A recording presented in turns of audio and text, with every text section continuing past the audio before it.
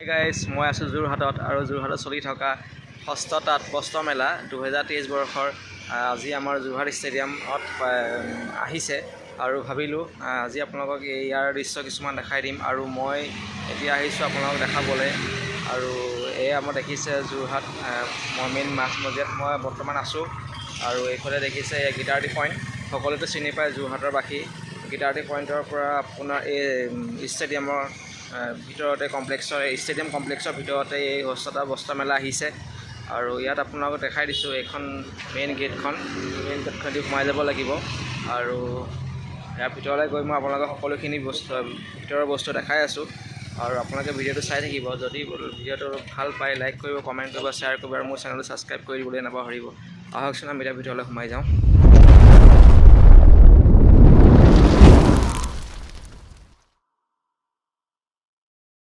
এয়া আমি এতিয়া সোমাই আহি আছোঁ আৰু এয়া দেখিছে ৰাজ্যিক ষষ্ঠ তাঁত বস্ত্ৰ মেলা 2022-2023 বৰ্ষৰ মাই হেণ্ডলম এণ্ড প্ৰাইড এয়া সোমাই আহিছোঁ বৰ্তমান ভিতৰৰ বস্তু আমি সোমাই আহি আছোঁ এয়া দেখিছে দোকান সকলো ধৰণৰ দোকান আছে ইয়াত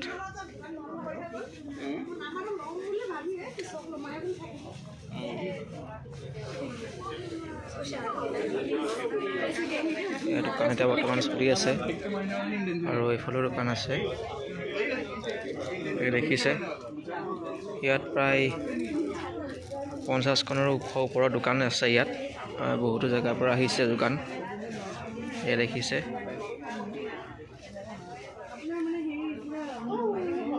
এয়া আহিছে শিৱসাগৰৰ পৰা জীয়াপুখুৰী শিৱসাগৰ এৰী মুগা পাট সূতা উৎপাদন কেন্দ্ৰ এয়া দেখিছে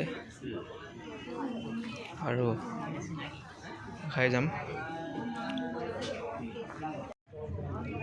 এয়া এইবোৰ দোকান দেখিছে আপোনালোকৰ ইয়াত টোটেল 61খন দোকান আছে আৰু 61খন দোকানৰ ভিতৰত এয়া এইখিনি আছে ইয়াত সমস্ত বস্তু বিক্ৰী আছে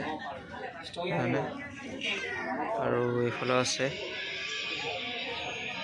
এইখিনি আৰু ইয়াত এইখিনি দোকান আছে তাত বিক্ৰী আছে অলৰেডি ইয়াত এইখিনি দেখিছে এয়া বৰ্তমান দোকানীজন নাই এয়া দেখিছে ইয়াতো এতিয়া বৰ্তমান দোকান আছে ইয়াৰ দোকানে বন্ধ হৈ আছে এয়া আৰু এইফালে দোকান আছে দোকান আৰু ইয়াতে আপোনাৰ এইবোৰ বস্তু বিক্ৰী আছে ইয়াতো দোকান ইয়াত অকল চাদৰ মেখেলা বিক্ৰী আছে চাদৰ মেখেলা গামোচা এক্সেট্ৰা এইবিলাক বহুত ধৰণৰ অকল বোৱা বস্তু বিক্ৰী আছে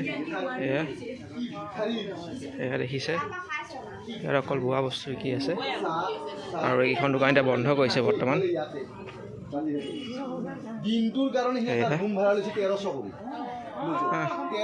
এয়া দেখিছে মই প্ৰত্যেকখন দোকান দেখাই গৈছোঁ আপোনালোকে ভালকৈ চাই যাব এয়া দেখিছে ইয়াতো বিক্ৰী আছে বস্তু ইয়াত আছে বস্তু বিক্ৰী আছে বৰ্তমান ইয়াৰ পৰা আৰু ইয়াত সকলোৱে আহিব পাৰিব আমাৰ যোৰহাটত হৈ আছে বৰ্তমান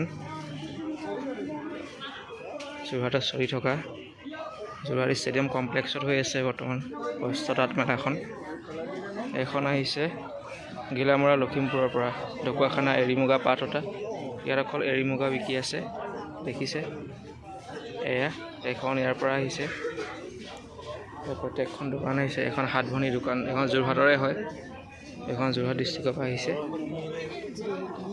আৰু ইয়াত এখন আছে এখন আছে ইয়াত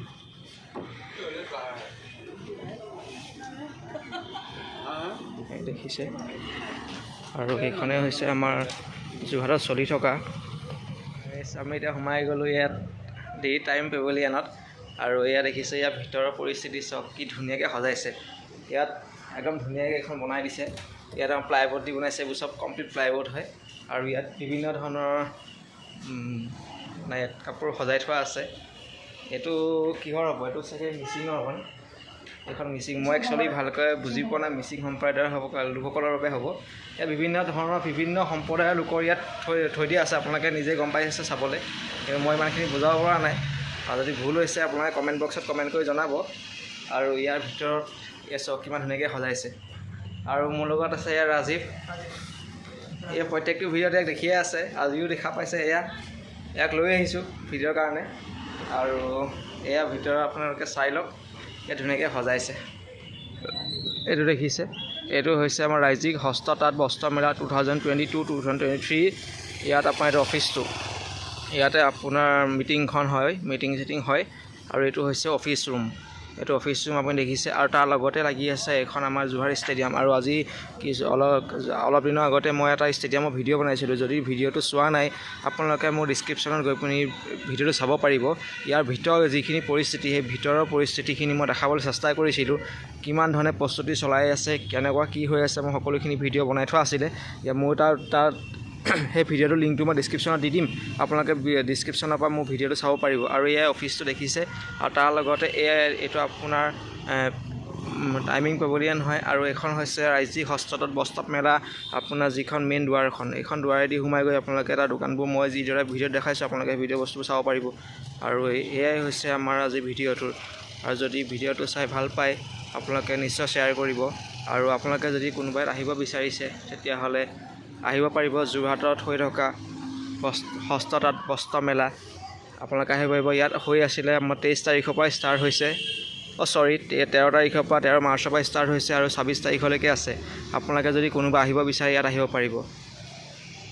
এয়াই আছিল আমাৰ আজি যোৰহাটত চলি থকা ৰাজ্যিক হস্ততাঁত বস্ত্ৰ মেলা 2023 বৰ্ষৰ। আজি 13 তাৰিখৰ পৰা আপোনাৰ ইয়াত ষ্টাৰ্ট হৈছিলে। ইয়াত দেখাই দিছোঁ মই, 13 তাৰিখৰ পৰা ষ্টাৰ্ট হৈছিলে, 26 তাৰিখলৈকে আছে। আৰু যদি কোনোবাই ইয়াত আহিব বিচাৰে আহিব পাৰে। যোৰহাটত মাজমজিয়াতে আছে যিখন ষ্টেডিয়াম, এই ষ্টেডিয়ামখন মোৰ বেক চাইডে আছে। এইখন ষ্টেডিয়ামখনৰ বেক চাইডে দেখিয়ে আছে আপোনালোকে। আৰু ষ্টেডিয়ামৰ কমপ্লেক্সৰ ভিতৰতে এইখন মেলা হৈছে। ইয়াত বিভিন্ন ধৰণৰ বিভিন্ন কাপোৰ বিভিন্ন জেগাৰ পৰা ইয়াত মানুহ আহিছে। আৰু সকলোৱে নিজৰ হাতে বোৱা যিটো আমাৰ হেণ্ডলম, তাত বিভিন্ন ধৰণৰ কাপোৰ আনিছে। সকলোখিনি বোৱা ভাল, নিজৰ ঘৰতে বনোৱা। আপোনালোকে ইয়াৰ পৰা ক্ৰয় কৰিব পাৰিব। যদি কোনোবা ইণ্টাৰেষ্টেড হয় আহিব পাৰে। আৰু যদি কিবা বস্তু ল'বলগীয়া হয় ল'ব পাৰিব।